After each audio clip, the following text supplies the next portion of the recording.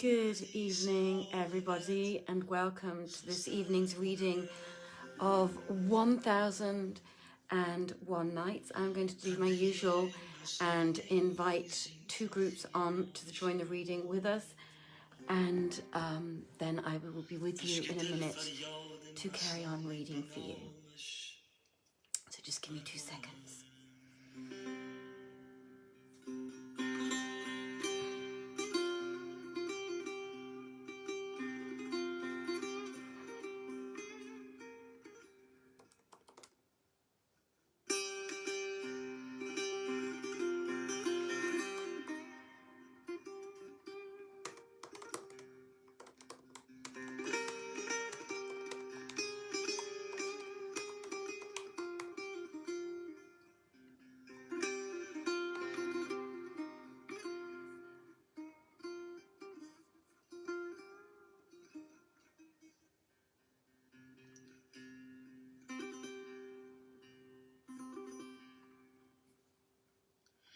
یاد بادا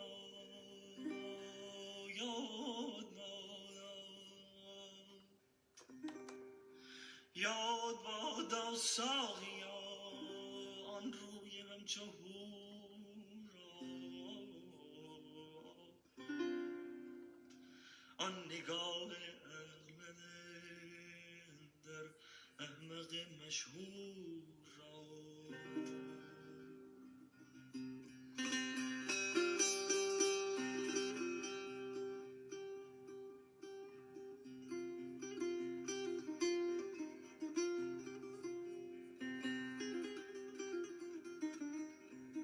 Hi, Adrian. Hello, it's lovely to see you. So that was the beautiful music of Sadiri, everybody.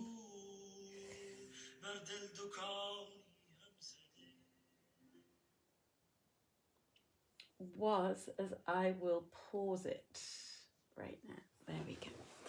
Okay, good evening, everybody. For those of you who don't know, who join us later and listen to this later, my name is Joanna Godwin-Seidl, and I'm your host this evening for a reading of 1001 Nights. I am an actor, director who runs a theatre company here in Vienna called Vienna Theatre Project.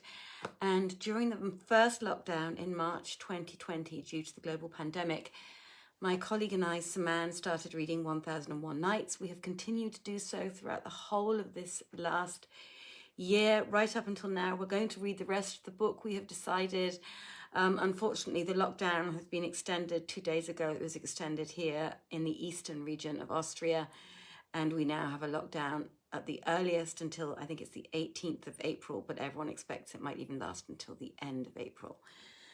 So we have nowhere to go at the moment. Anyway, without further ado, I did want to make two announcements actually. The first is we have finally found a special date for our next special reading. We had a wonderful meeting yesterday with the Palais Hansen Kempinski, and we are always deeply grateful for their support, and we are going to have a reading with them, another special reading with live music, maybe something else as well this time, on the 21st or the 22nd of May.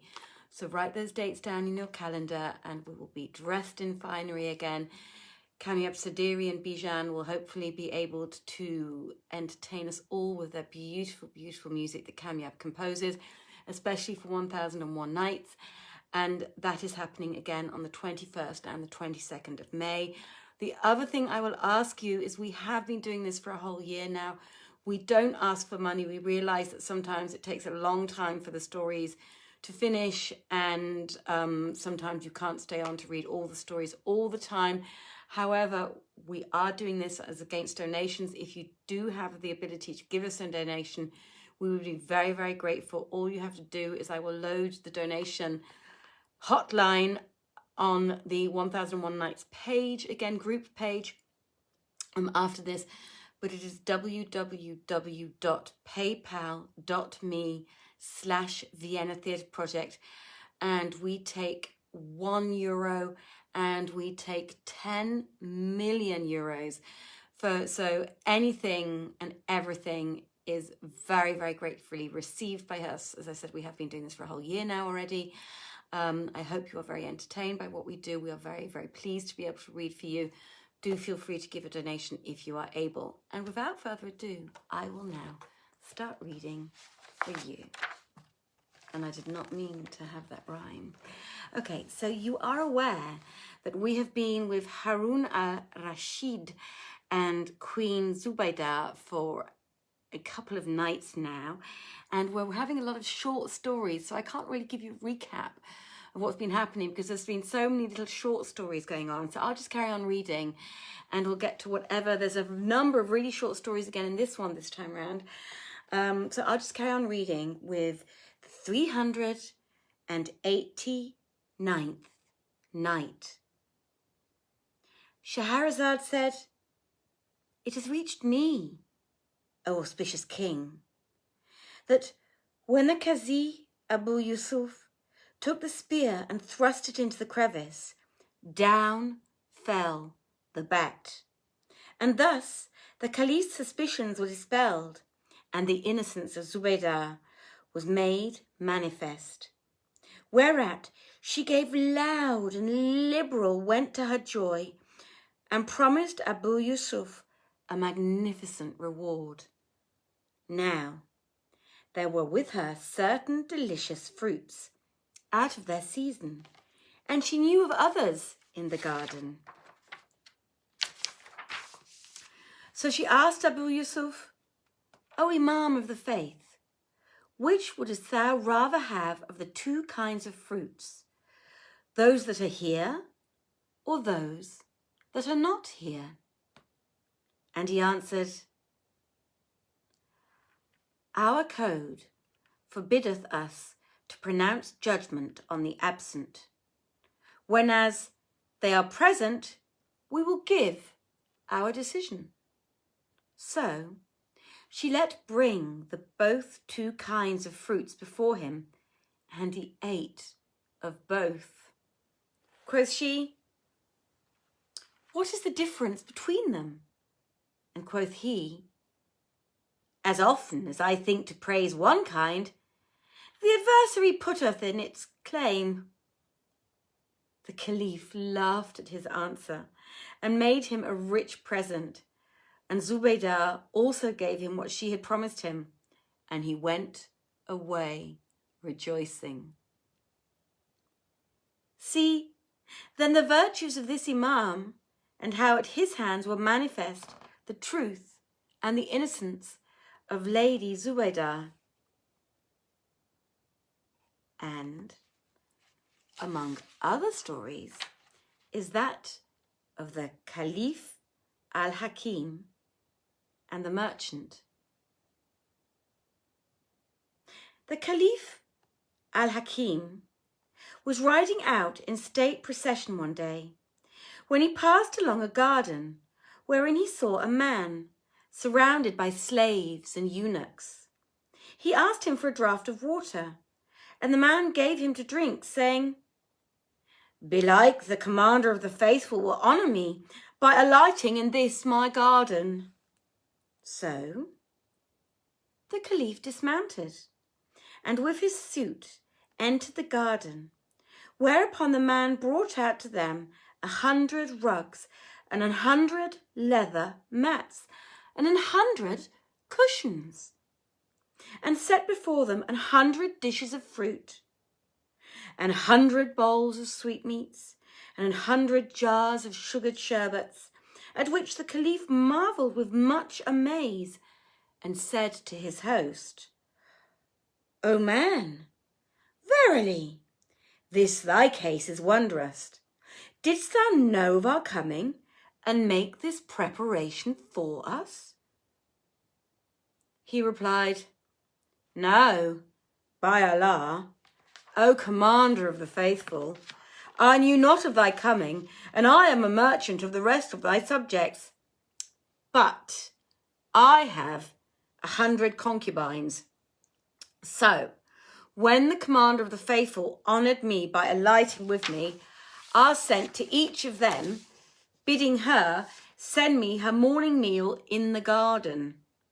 So they sent me each of her furniture and the surplus of her meat and drink, and every day each sendeth me a dish of meat and another of cooling marinades, also a platter of fruits and a bowl of sweetmeats and a jar of sherbet. This is my noonday dinner, nor have I added aught thereto for thee. Then the commander of the faithful, Al-Hakim, prostrated himself in thanksgiving to the Almighty, extolled and exalted be his name, and said, Praised be Allah, who hath been so bountiful to one of our lieges that he entertaineth the Caliph and his host without making ready for them. Nay, he feedeth them with a surplusage of his day's provision. Then he sent for all the dirhams in the treasury that had been struck that year, and they were in number 3,700,000. Nor did he mount till the money came, when he gave it to the merchant, saying, Use this as thy state may require, and thy generosity deserveth more than this. Then he took horse, and he rode away.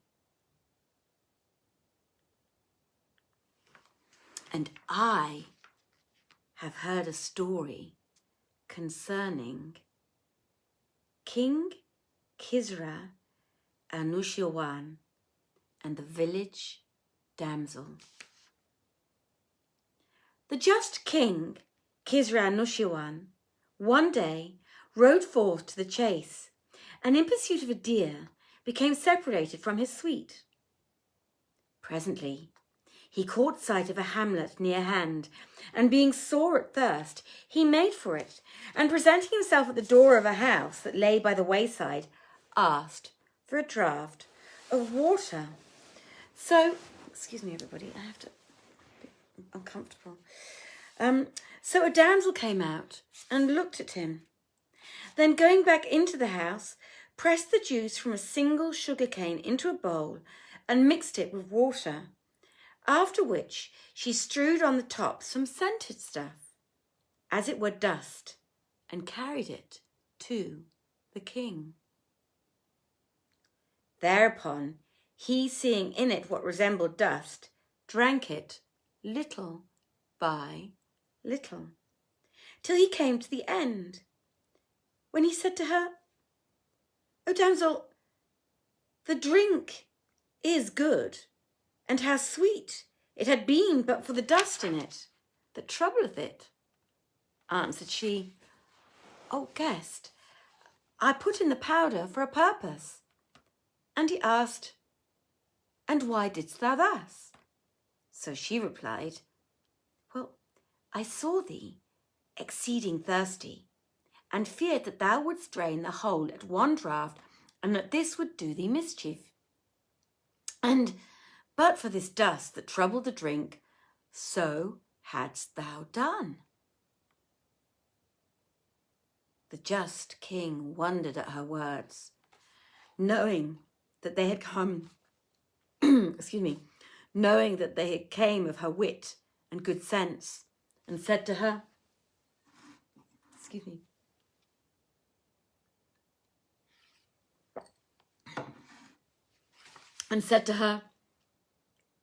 From how many sugar canes didst thou express this draught? One, answered she.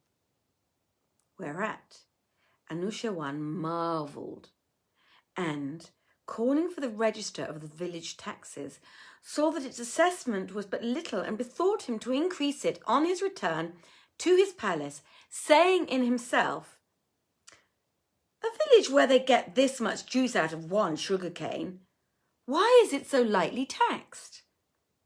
He then left the village and pursued his chase. And as he came back at the end of the day, he passed alone by the same door and called again for a drink.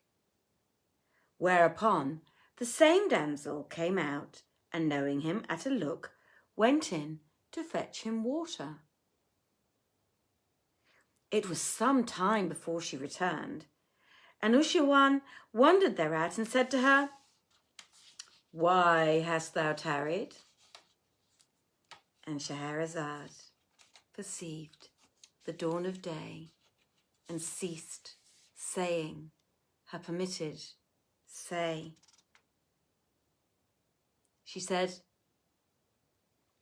"It have reached me, O auspicious king, that when Anushirwan hurried the damsel and asked her, 'Why hast thou tarried?'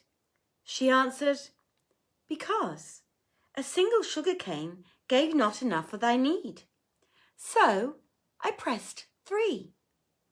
But they yielded not so much as one before.' Replied he,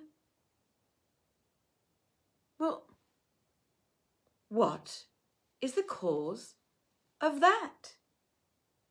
And she replied, 'The cause of it is this, that when the Sultan's mind is changed against a folk, their prosperity ceaseth, and their good waxeth less.' So Anushirwan laughed and dismissed from his mind that which we had purposed against the villagers.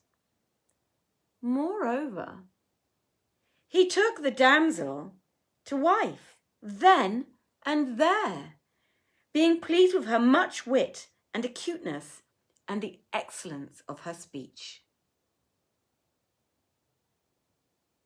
And they tell another tale of the water carrier and the goldsmith's wife.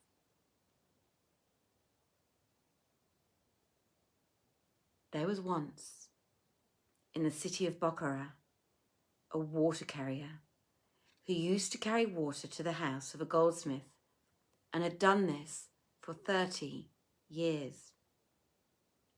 Now, that goldsmith had a wife of exceeding beauty and loveliness, brilliancy and perfect grace, and she was withal renowned for piety, chastity and modesty. One day, the water carrier came, as of custom, and poured the water into the cisterns. Now, the woman was standing in the midst of the court, so he went close up to her and, taking her hand, stroked it and pressed it, then went away and left her. When her husband came home from the bazaar, she said to him, "I would have thee tell me what thing thou hast done in the market this day to anger Almighty Allah." Quoth he, "Well, I have done nothing to offend the Lord." "Nay," rejoined she, "but by Allah, thou hast indeed done something to anger him. Unless thou tell me the whole truth, I will not abide in thy house, and thou shalt not see me, nor will I see thee." So he confessed, "I will tell thee the truth of what I did this day. It so chanced that, as I was sitting in my shop, as of wont, a woman came up to me and bade me make her a bracelet of gold. Then she went away, and I wrought her a bracelet and laid it aside. But when she returned and I brought her out of the bracelet, she put forth her hand, and I clasped the bracelet on her wrist. And I wondered at the whiteness of her hand and the beauty of her wrist, which would captivate any beholder. And I recalled what the poet saith, 'Her forearms, dight with their bangles, show like fire ablaze, and the waves aflow. As by purest gold were the water girt, and belted around by a living low.'" So I took her hand and I pressed it and I squeezed it. Said the woman, Great God, why didst thou this ill thing? Know that water carrier who hath come to our house these 30 years, nor sawest thou ever any treason in him, took my hand this day and pressed and squeezed it. Said her husband, O woman, let us crave pardon of Allah. Verily, I repent of what I did, and do thou ask forgiveness of the Lord for me. She cried, Allah pardon me and thee, and receive us into his holy keeping. And Shahrazad perceived the dawn of day and ceased saying her permitted say. Now, when it was the 391st night,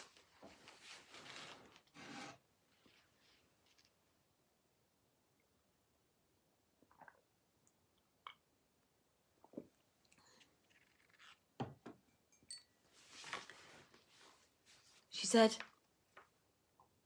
It has reached me, O auspicious king, that the goldsmith's wife cried out, Allah pardon me and thee, and receive us into his holy keeping. And on the next day, the water carrier came in to the jeweller's wife, and throwing himself at her feet, grovelled in the dust and besought pardon of her, saying, O my lady, acquit me of that which Satan deluded me to do, for it was he that seduced me and led me astray. She answered, Go thy ways. The sin was not in thee, but in my husband, for that he did what he did in his shop, and Allah hath retaliated upon him in this world. And it is related that the goldsmith, when his wife told him how the water carrier had used her, said, Tit for tat, and blow for blow. Had I done more, the water carrier had done more, which became a current byword among the folk. Therefore, it behoveth a wife to be both outward and inward with her husband, contenting herself with little from him, if he cannot give her much, and taking pattern by Aisha the truthful and Fatima the virgin mother, Allah Almighty accepted them twain, that she may be of the company of the righteous ancestry.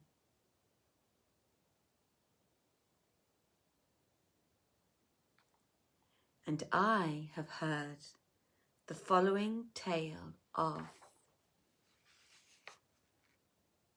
Khusrau and Shirin the fisherman.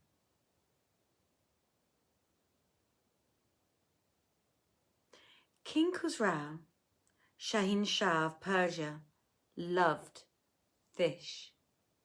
And one day, as he sat in his saloon, he and Shirin his wife, there came a fisherman with a great fish.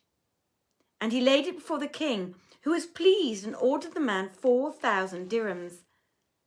Thereupon Shirin said to the king, Thou hast done ill. Asked he, And why? And she answered, Because if, after this, thou give one of thy courtiers a like sum, he will disdain it and say, And if thou give him less, he will disdain it and say, He hath but given me the like of what he gave the fisherman. And if thou give him less, the same will say, He despiseth me, and giveth me less than he gave the fisherman. Rejoined Khusrau, Thou art right. But it would dishonour a king to go back on his gift, and the thing is done. Quoth Shirin, If thou wilt, I will contrive thee a means to get it back from him. Quoth he, How so? And she said, "Call back, if thou so please, the fisherman, and ask him if the fish be male or female.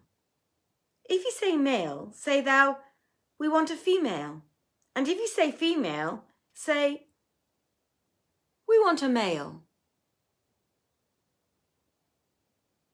So the king sent for the fisherman, who was a man of wit and acuteness, and said to him, "Is this fish male or female?" Whereupon the fisherman kissed the ground and answered, "This fish is a hermaphrodite, neither male nor female." Khusrau laughed at his clever reply and ordered him other 4,000 dirhams. So the fisherman went to the treasurer and, taking his 8,000 dirhams, put them in a sack he had with him. Then, throwing it over his shoulder, he was going away when he dropped a dirham. So he laid the back off his back and stooped down to pick it up. Now, the king and Shirin were looking on. And the queen said, "O king, didst thou note the meanness of the man, in that he must needs stoop down to pick up the 1 dirham and could not bring himself to leave it for any of the king's servants?" When the king heard these words, he was exceeding wroth with the fisherman, and said, "Thou art right, O Shirin." So he called the man back and said to him, "Thou low-minded cowl, thou art no man. How couldst thou put the bag with all this money off thy back and bend thee groundwards to pick up the 1 dirham and grudge to leave it where it fell?" Thereupon the fisherman kissed the earth before him and answered, "May Allah prolong the king's life. Indeed, I did not pick up the dirham off the ground because of its value in my eyes, but I raised it off the earth because on one of its faces is the likeness of the king, and on the other his name. And I feared lest any should unwittingly set foot upon it, thus dishonouring the name and presentment of the king, and I be blamed for this offence."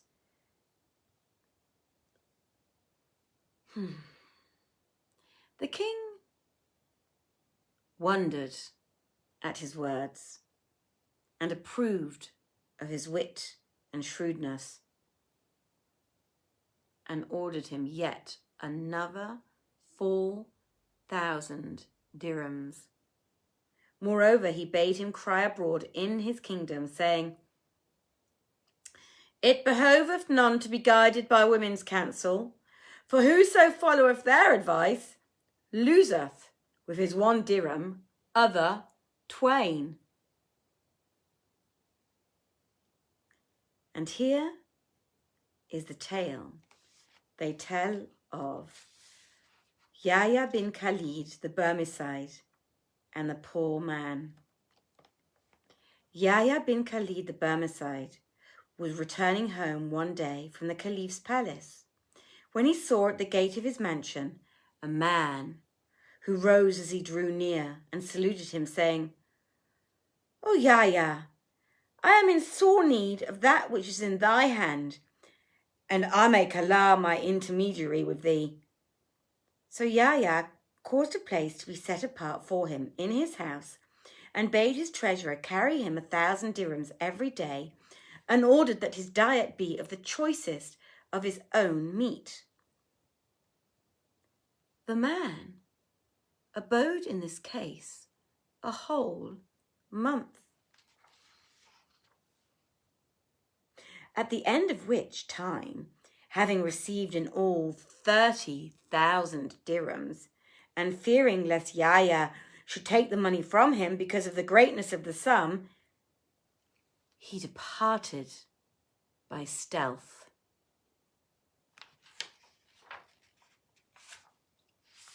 And Shahrazad perceived the dawn of day and ceased, saying, her permitted, say. Now, when it was the 392nd night, she said, it has reached me, O auspicious king, that the man taking with him the money departed by stealth. But when they told Yahya of this, he said, by Allah, though he had tarried with me all to the end of his days, yet had I not stinted him of my largesse, nor cut off from him the bounties of my hospitality. For indeed, the excellences of the Barmecides were past count, nor can their virtues be committed to description. Especially those of Yahya bin Khalid, for he was an ocean of noble qualities, even as saith the poet of him. I asked of bounty, art thou free?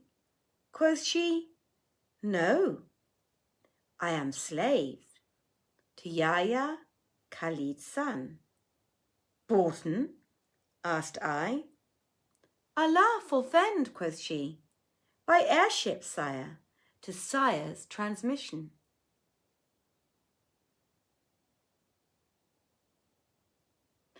And the following is related of Muhammad al-Amin and the slave girl. Jafar bin Musa al-Hadi once had a slave girl, a lutist, called al-Badir al-Kabir,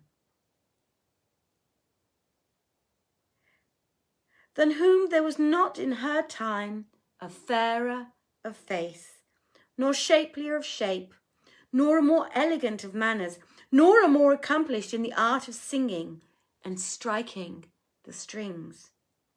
She was indeed perfect in beauty and extreme in every charm. Now, Muhammad al-Amin, son of Zubaydah, heard of her and was urgent with Jafar to sell her to him. But he replied, thou knowest, it beseemeth not one of my rank to sell slave girls, nor set prices on concubines, but were she not a rearling, I would send her to thee as a gift, nor grudge her to thee. And Muhammad al-Amin some days after this went to Jafar's house to make merry. And the host set before him that which it behoveth to set before true friends, and bade the damsel al-Badir sing to him and gladden him. So she tuned the lute and sang with a ravishing melody, whilst Muhammad fell to drinking and jollity, and bade the cupbearers ply Jafar with much wine till they made him drunken, when he took the damsel and carried her to his own house, but laid not a finger on her. And when the morrow dawned, he bade invite Jafar, and when he came, he set wine before him, and made the girl sing to him from behind the curtain. Jafar knew her voice and was angered at this, but of the nobleness of his nature and the magnanimity of his mind, he showed no change. Now, when the carousel was at an end, al-Amin commanded one of his servants to fill the boat, wherein Jafar had come, with dirhams and dinars, and all manner of jewels, and jacinths, and rich raiment, and goods galore. So he laid therein 1,000 myriads of money, and 1,000 fine pearls, each worth 20,000 dirhams. Nor did he give overloading the barge with all manner of things, precious and rare, till the boatman cried out for help, saying, the boat can't hold any more, Whereupon he bade them carry all this to Jafar's palace. Such are the exploits of the magnanimous. Allah have mercy on them.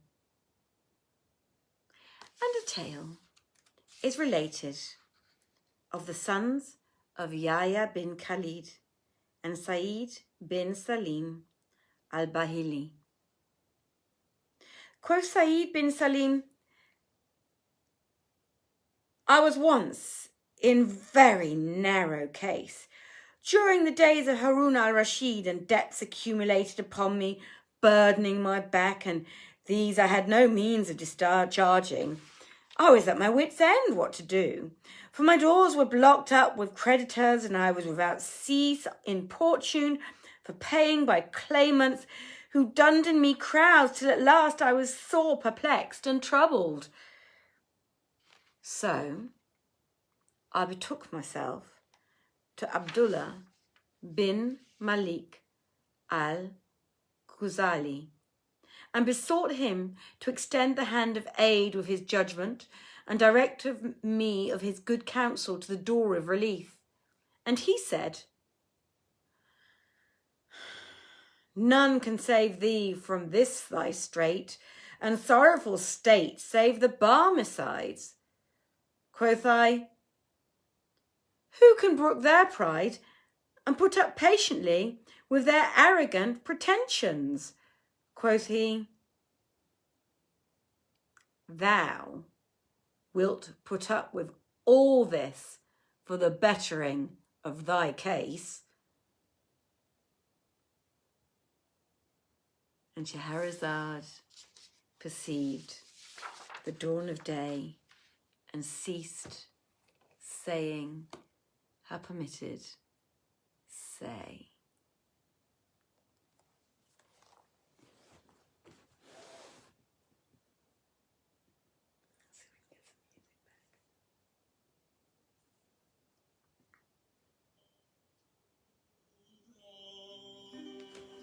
So, ladies and gents, as usual, it was, I get comfortable again, it was an absolute pleasure reading for you. I hope you enjoyed tonight's readings. Sometimes it's strange when it's just lots of short stories. I like some of the really long ones because they get really intricate and really into some lovely adventures and fantasies and God knows what else. Anyway, this is the beautiful music of Kamyab Saderi again. It has been an absolute pleasure reading for you as usual. Don't forget, if you would like to give us a donation, www.paypal.me/Vienna Theatre Project, and theatre is spelt with an R-E at the end and not an E-R. I will put up the donations page link on our Vienna Theatre Project page and on the 1001 Nights group page. And the other thing not to forget is pencil in the 21st and the 22nd of May, where we are delighted to announce that we will be doing our next special reading at the very beautiful and very welcoming Palais Hansen Kempinski, which is a beautiful luxury hotel on the Ring in Vienna's old city. So that's going to be an absolute treat again. We've done 2 readings there before. We're going to be doing another one in a new space, in a new location this time around, hopefully.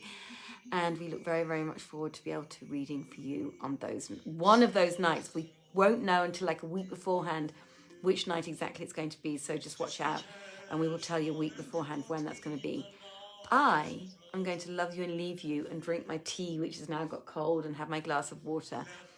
I hope you are all looking after yourselves very, very well. I want to send you many, many, many blessings. I will not see you now until next week. Have a beautiful, beautiful weekend. Take special care of yourselves.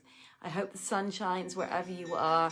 If not in the skies, then at least in your heart. So many blessings from me. Thank you very much for listening in, everybody. Bye-bye. Take care. Bye-bye.